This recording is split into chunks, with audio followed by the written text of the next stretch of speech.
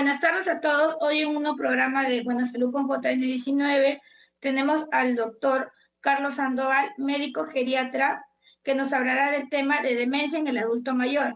¿Cómo está, doctor? Bienvenido.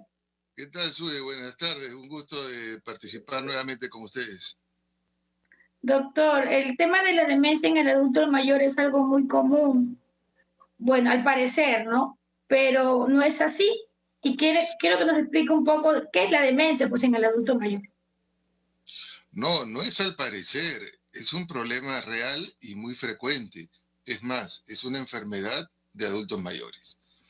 ¿Qué es la demencia? La demencia es la enfermedad del cerebro o del sistema nervioso que va a consistir en comprometer las funciones cognitivas. ¿Y qué son las funciones cognitivas? Tiene que ver con la memoria, la orientación, el cálculo, el juicio, el razonamiento. Es decir, con la inteligencia, lo que nos hace diferente de los animales. Las enfermedades del cerebro son de varios tipos.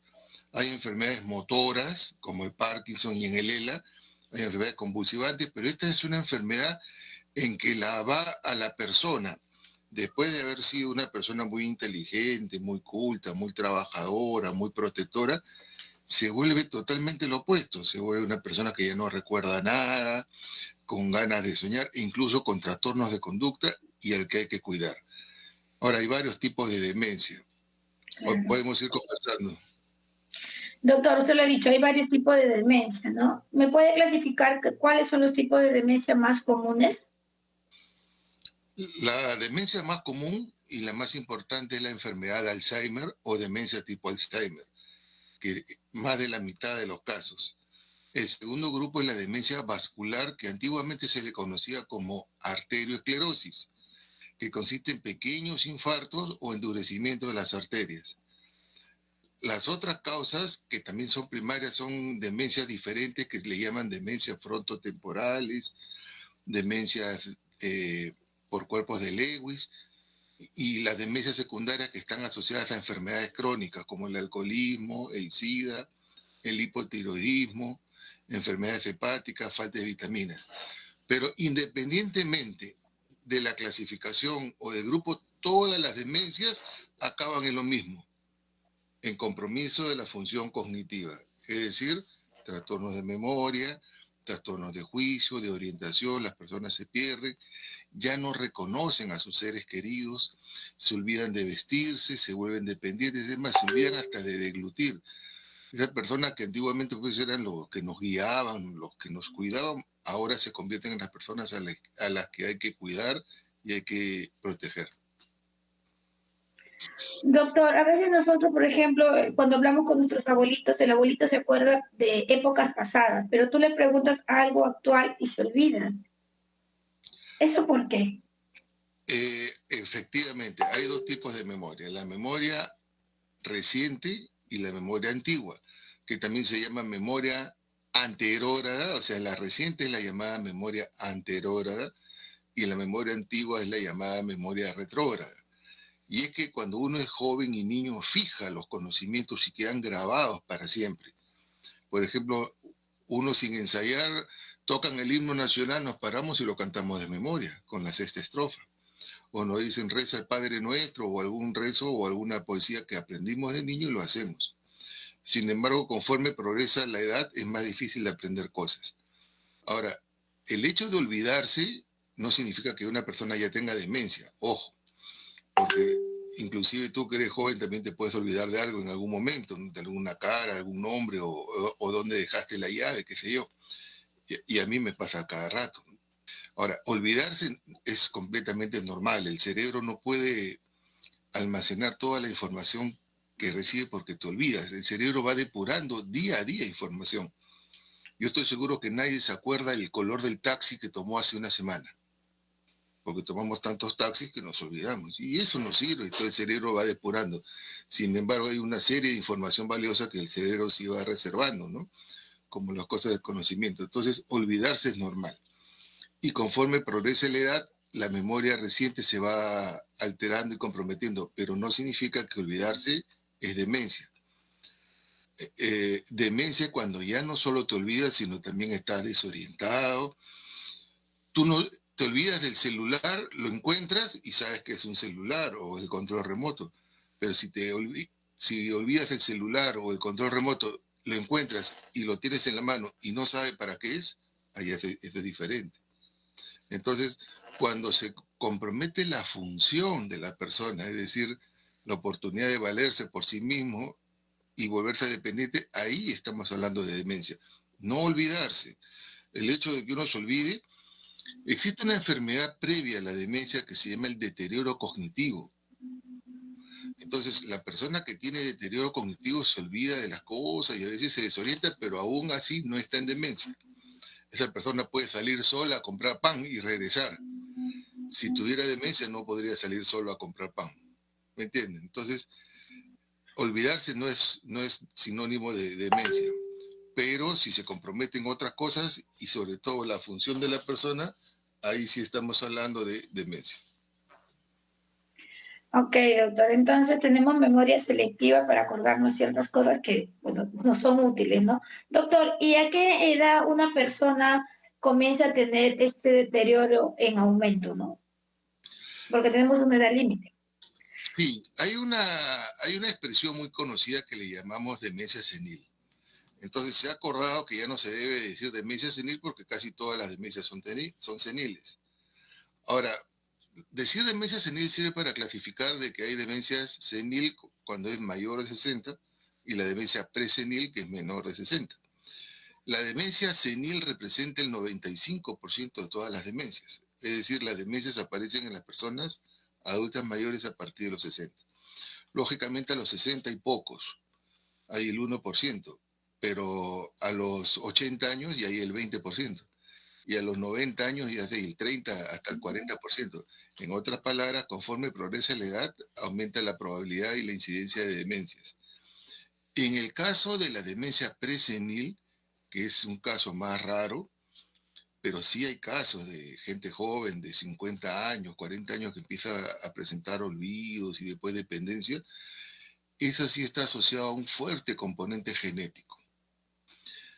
A manera de ilustración, en el cine que tenemos a la mano, incluso en las plataformas gigantes, Netflix, Prime, etcétera, hay películas sobre demencias, hay varias. Inclusive yo publiqué un libro hace algunos años que se llama El ABC del Alzheimer y ahí en un capítulo pongo, ¿no? Películas. Y hay una película que se llama Sobreviviendo a Alice, con Julianne Moore, que es una actriz extraordinaria. Ah, Ella, sí. ella representa un papel de demencia presenil, del caso de una mujer de 40 y tantos años, 50 años, que le da la demencia, una mujer joven, catedrática, muy inteligente, una profesora muy brillante, escritora de libros, y que le da la demencia presenil. Pero esos casos no los vemos los geriatras, porque los geriatras vemos personas adultas mayores, por lo tanto no veo casos de demencia presenil. Ok.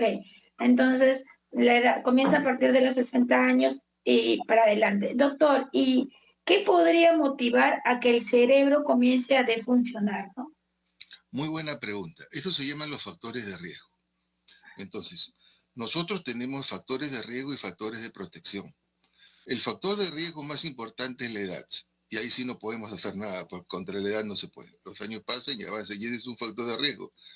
A mayor edad, más factor de riesgo para hacer demencia. Ahora, la demencia es una enfermedad que está asociada a algunas otras enfermedades más crónicas, como por ejemplo la hipertensión arterial, ese es un factor.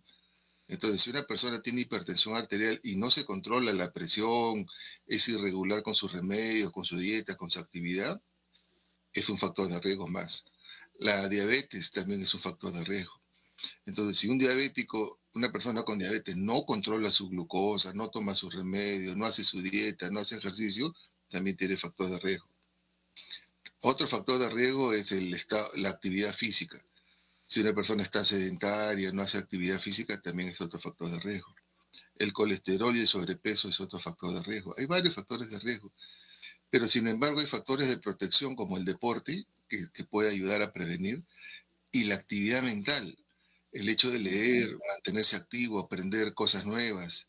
Yo siempre le digo a mis pacientes, lean y traten de no solo leer por leer, sino recordar, comentar. En Europa ahí está muy extendido los clubes de lectores. Se reúnen unos señores y dicen, bueno, vamos a leer tal libro y en una semana nos juntamos. Y en una semana se ponen a discutir el libro. O también a memorizar cosas interesantes, memorizar poesía, refranes, memorizar párrafos de la Biblia, etc. Esos son los factores protectores y los otros son los factores de riesgo. Dos factores de riesgo muy importantes que no he mencionado es la enfermedad depresión, que en algún día me gustaría también comentar en el programa sobre la depresión en el adulto mayor, que es bien común y bien importante y muchas veces pasa desapercibido.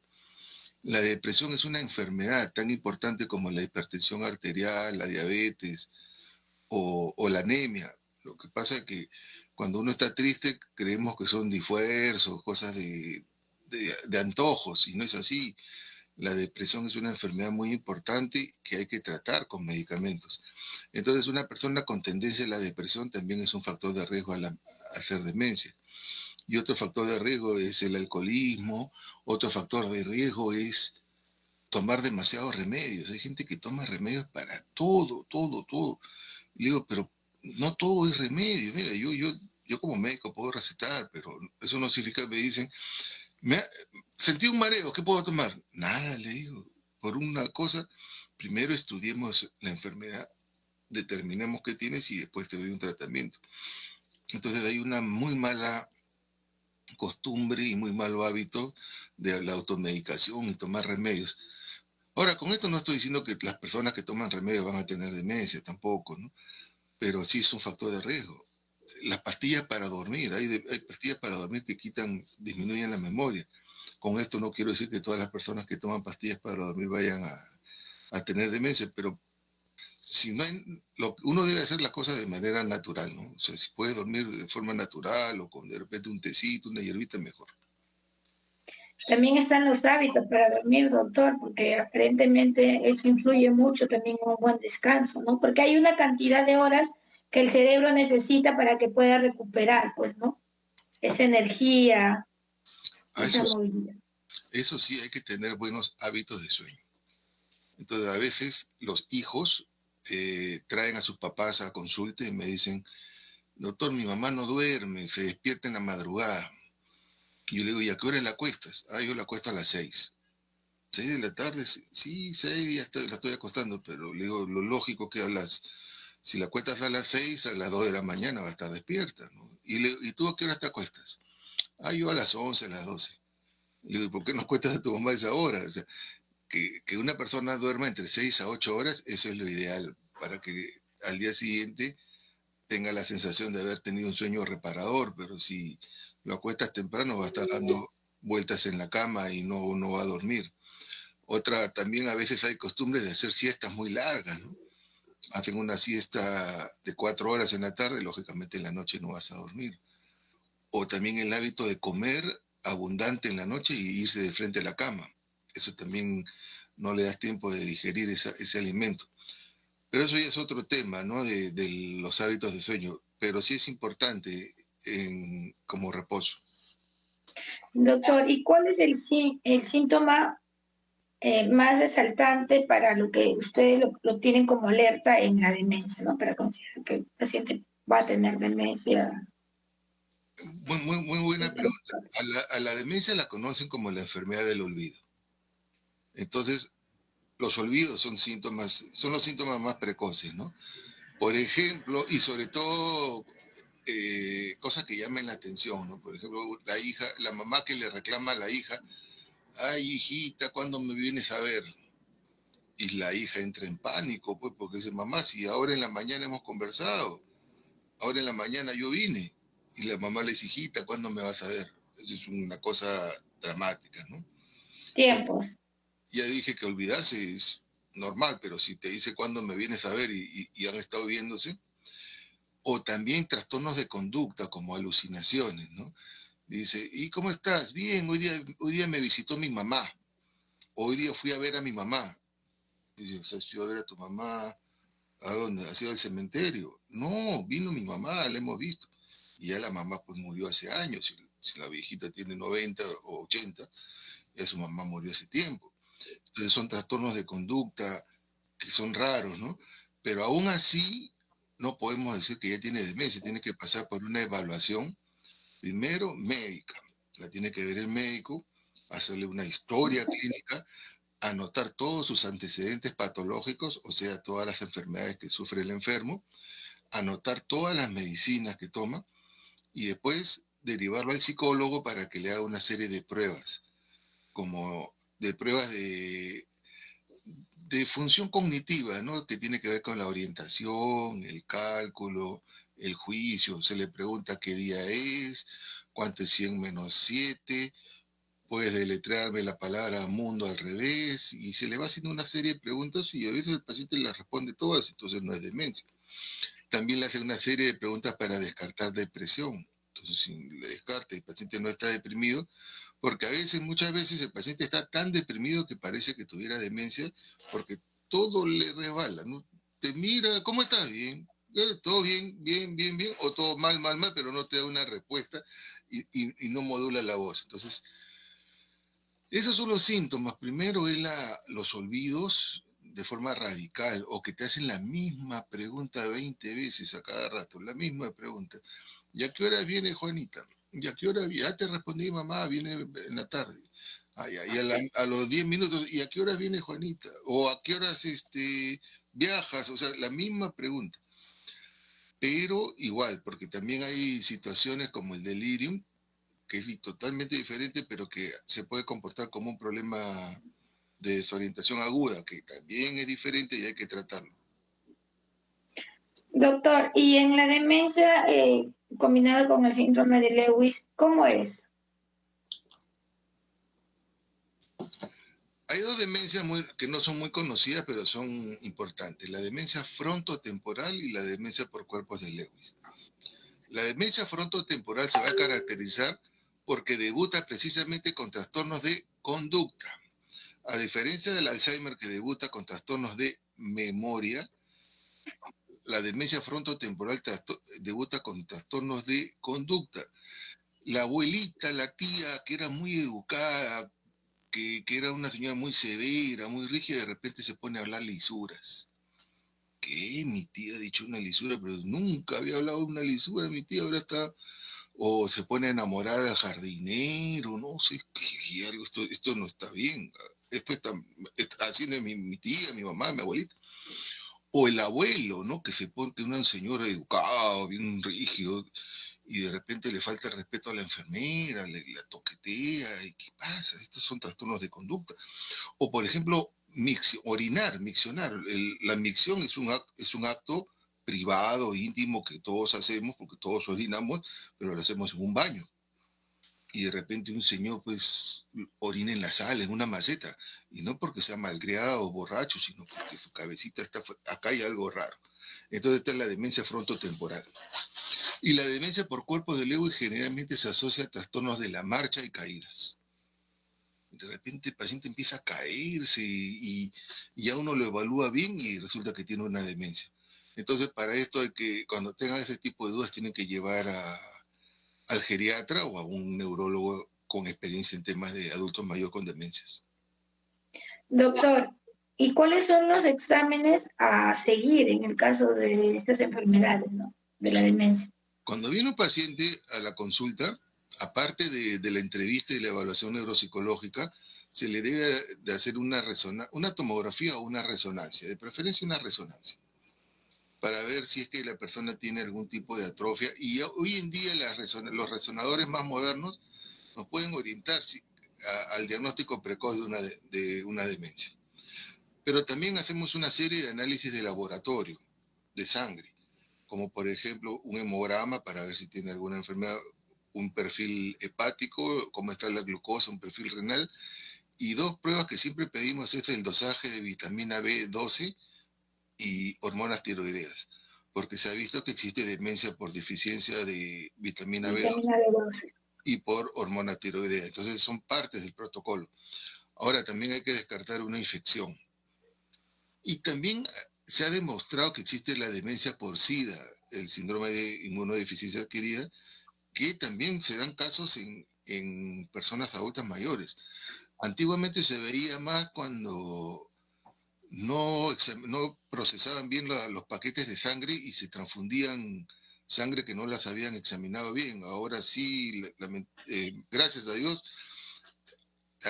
para transfundir un paquete de sangre pues pasa por una evaluación muy rigurosa, como si es que tiene SIDA, si es que tiene hepatitis y algunos otros virus, ¿no? Como el HTBL1, etc.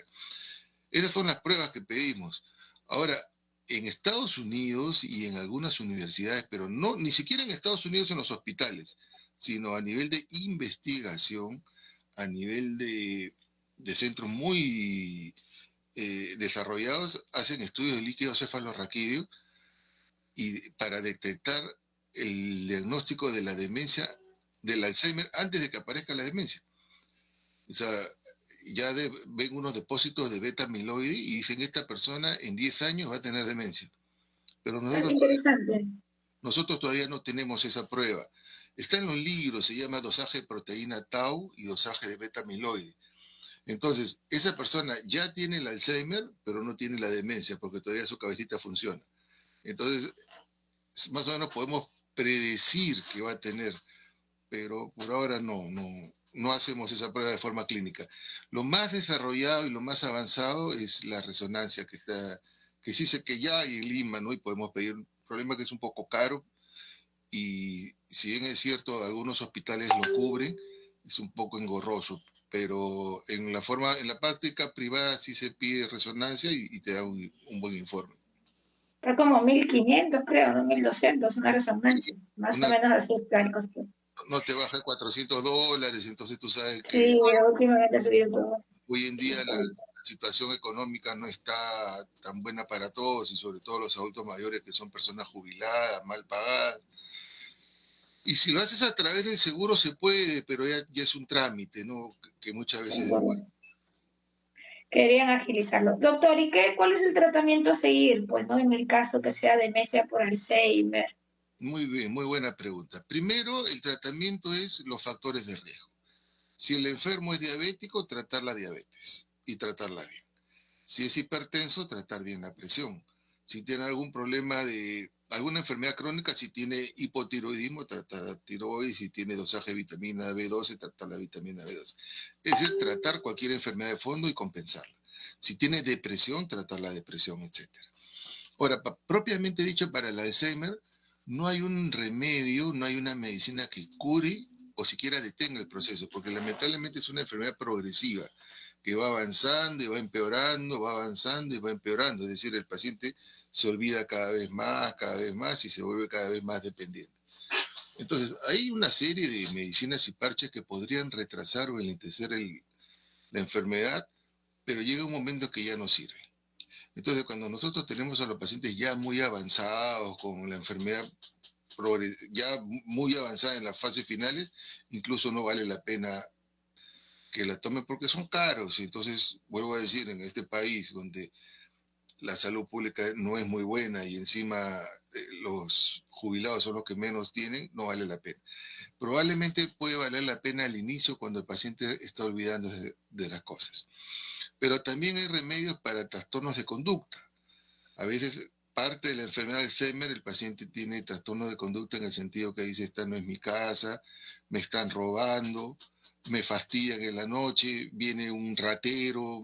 Entonces, cuando hay trastornos de conducta, le damos remedios antipsicóticos, pero en dosis mucho más bajas que la que dan nuestros colegas psiquiatras, que tienen otro tipo de pacientes. Los psiquiatras ven bipolares, ven esquizofrénicos, ven enfermos psicóticos, entonces ellos manejan otras dosis más altas. Nosotros los geriatras usamos también los mismos remedios, pero con dosis mucho más bajas, porque son adultos mayores para problemas sintomáticos. Ahora, si nuestro paciente no duerme, le damos un remedio para dormir, pero siempre diciéndole la verdad al familiar, que no vamos a curar la enfermedad, que lamentablemente es una enfermedad progresiva, porque mucha gente tiene esa expectativa, te dicen: doctor, lo he traído para que me lo cure y detenga la enfermedad, y lamentablemente no es así, es una enfermedad progresiva.